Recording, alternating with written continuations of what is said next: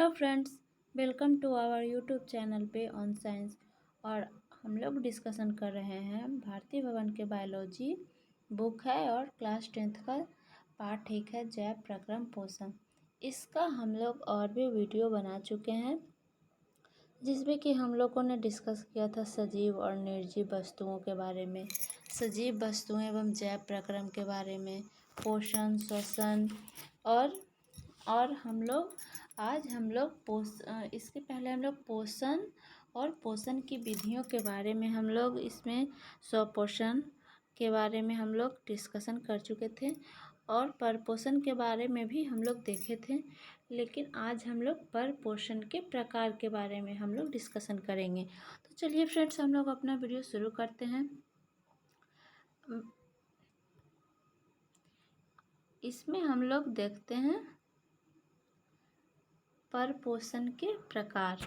तो परपोषण जो होता है मुख्य रूप से 3 प्रकार का होता है, जिसमें कि पहला हम लोग को पढ़ना है मृतजीवी पोषण, सैप्रोफाइटिक न्यूट्रिशन।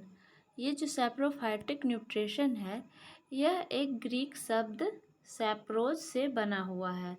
ग्रीक शब्द है सैप्रोज, जिसका अर्थ होता है अवशोषण, यानी कि सैप्रोज बराबर हम लोग का हो गया टू एब्जॉर्ब। अतः इस प्रकार के पोषण में जीव मृत वस्तुओं और पौधे के शरीर से अपना भोजन अपने शरीर की सतह से घुलित कार्बनिक पदार्थों के रूप में अवशोषित करते हैं। वैसे जीव जो अपना भोजन मृत जीवी पोषण के द्वारा प्राप्त करते हैं, मृत जीवी यानी कि जो मृत वस्तु पर जिंदा है या सैप्रोफाइट्स कहलाते हैं। नेक्स्ट हम लोग देखते हैं अनेक कवकों, बैक्टीरिया तथा कुछ प्रोटोजोआ में पोषण इसी विधि से होता है। मृत जीवी अपना भोजन मुख्यतः तरल अवस्था में ही अवशोषण एब्जॉर्बेशन के द्वारा ग्रहण करते हैं। अब जो मृत जीवी हैं, मृत वस्तुओं पे जिंदा हैं, वो अपना भोजन मुख्यतः तरल अवस्था में अवशोषण कर लेते हैं, ग्रहण कर लेते हैं। यानी कि जो जीव है वो वस्तु से कार्बन को तरल रूप में ग्रहण करेगा, एब्जॉर्ब करेगा। मृत जीवी पोषण का प्रकृति में बहुत अधिक महत्व है। जंतुओं और पौधों की मृत्यु के पश्चात उनके मृत शरीर को मृत जीवी अपघटित यानी कि डिकम्पोज कर अर्थात सड़ा गलाकर उनके मूल तत्वों में बदल देते हैं। ऐसे मूल तत्व पुनः मिट्टी में प्रतिस्थापित हो जाते हैं और उत्पन्न गैस वातावरण में मिल जाती है। इन तत्वों को फिर से हरे पौधे मिट्टी से ग्रहण कर अपने उपयोग में लाते हैं। यही चक्र प्रकृति में निरंतर चलता रहता है। इसी कारण मृत जीवी अपघटक यानी कि डिकम्पोजर भी कहलाते हैं। अब हम लोग का है आगे पढ़ना परजीवी पोषण यानी कि पैरासाइटिक न्यूट्रिशन। हम लोग पैरासाइटिक न्यूट्रिशन परजीवी पोषण को देखते हैं। पैरासाइट शब्द 2 ग्रीक शब्दों यानी कि पारा और साइट से मिलकर बना है।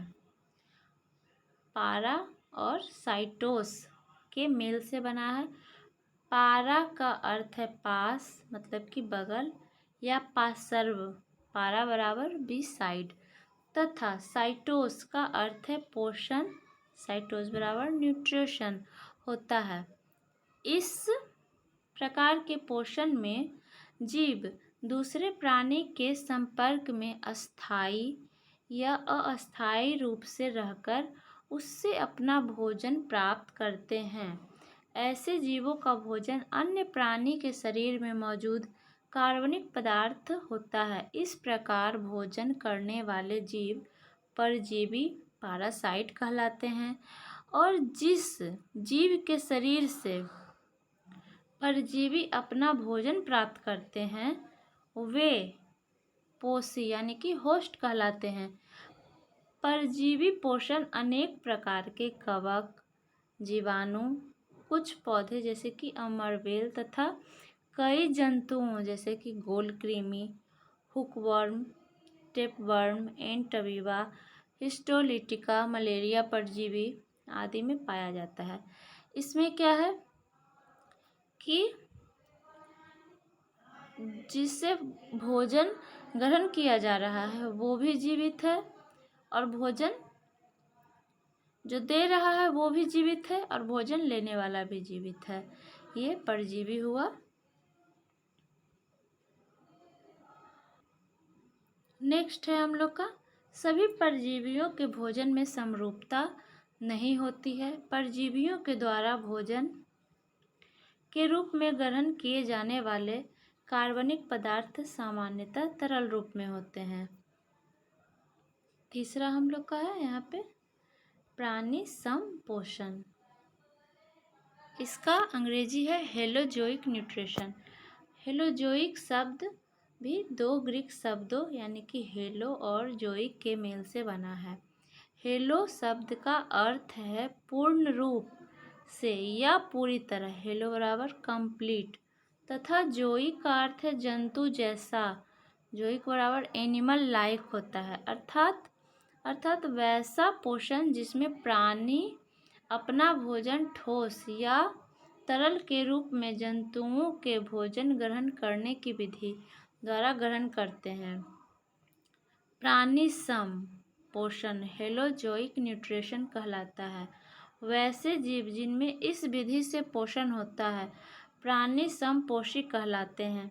इस प्रकार का पोषण सामान्यतः जंतुओं का लक्षण है तथा यह अमीबा, मेढक, मनुष्य आदि में पाया जाता है।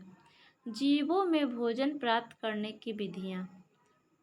अपनी आवश्यकताओं के अनुसार जीवों में अलग अलग प्रकार के पोषकों की ज़रूरत होती है, जिसे प्राप्त करने के तरीके भी जीवों में विभिन्न तरह के होते हैं। एक कोशिकीय जीवों में कोशिका के संपूर्ण सतह को खाद्य पदार्थ ग्रहण किया जाता है, जबकि बहुकोशिकीय एवं जटिल जीवों में इसके लिए खास अंग होते हैं। अब हम लोग देखेंगे पौधे में पोषण। पौधा में पोषण किस तरह से होता है, तो यहाँ पे है पौधे के आधार पर उन पौधों को स्वपोषी ऑटोट्रॉपिक कहा जाता है जो अपना भोजन खुद बनाते हैं। जाहिर है कि इन पौधों में प्रकाश संश्लेषण की क्षमता होती है। वे पौधे जो प्रकाश संश्लेषण नहीं कर पाते वे दूसरों पर आश्रित रहते हैं।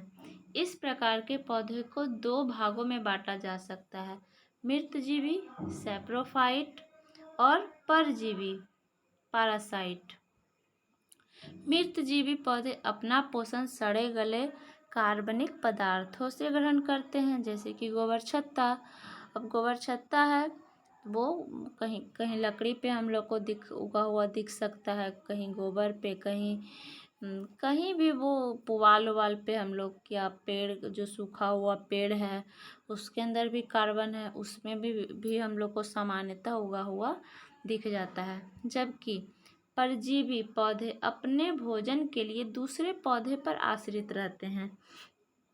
मृतजीवी और परजीवी में यही अंतर है, जो मृतजीवी है यानी कि जो मृत पर जिंदा है वो मृतजीवी कहलाएगा।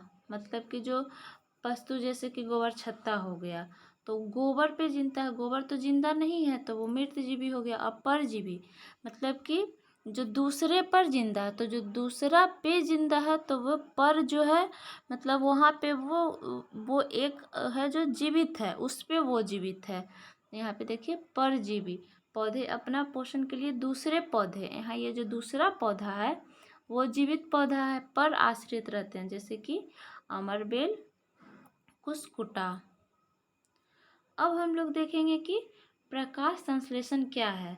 तो जिस प्रक्रिया के द्वारा पौधे अपना भोजन तैयार करते हैं उस मूलभूत प्रक्रिया को प्रकाश संश्लेषण कहते हैं।